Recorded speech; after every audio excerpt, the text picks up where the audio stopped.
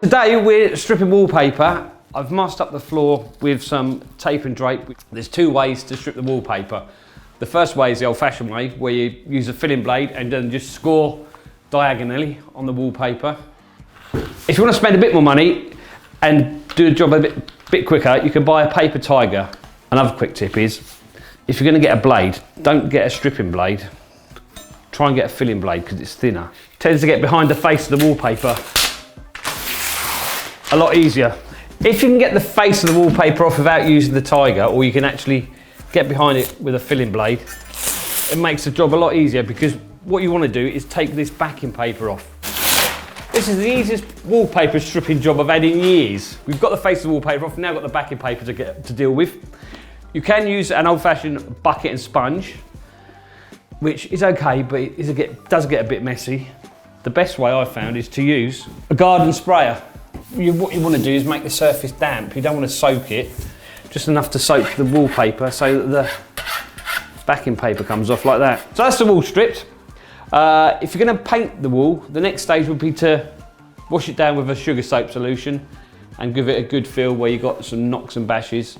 Give it a rub down and then a couple of coats of emulsion.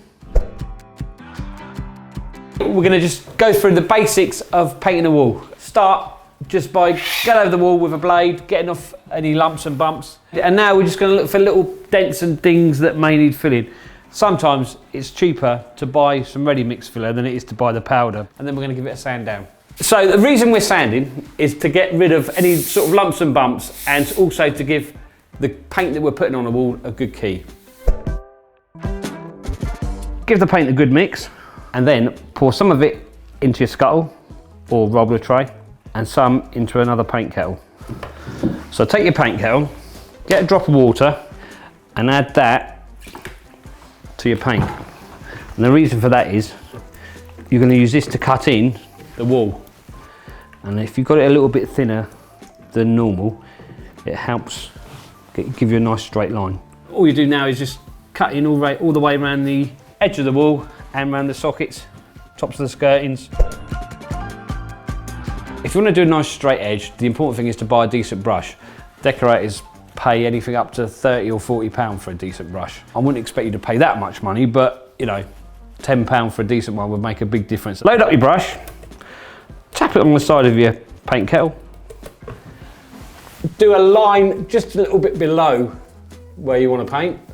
Load up your brush again, and then just apply a little bit of pressure to your brush. Come up to the edge of the wall, or in this case, picture rail. And there's two ways to use the brush. So if you use it that way to start putting paint on the wall, and then when you want to cut into the wall, if you go sideways, you can use the narrow side of the brush to get in the top of the edge that you want to cut into. And then when you've cut it in, just go wide again to blend it all in. You could actually apply some tape, but there is a chance that it's going to pull off the paint that you've previously painted. So when you first apply paint to the wall, put it on there in a sort of W shape, and then work your way back from the leading edge back to what you've just applied. I would roll it one way, up and down, like we have there, and then the next coat, go from side to side, just so you know you've got everything covered. And then it's probably going to take a third coat, so the third coat would be up and down again. Also, if you had a strong colour and you didn't think that you could cover the strong colour in a few coats, it may be worth considering lining the wall and then starting off with like a nice white neutral background. That might be quicker and more cost effective. We're going to be putting satin wood on the skirting board. We're using a water-based satin wood. The reason we're using a water-based is because if we use an oil-based, over time it will go yellow. So this will stay looking better longer.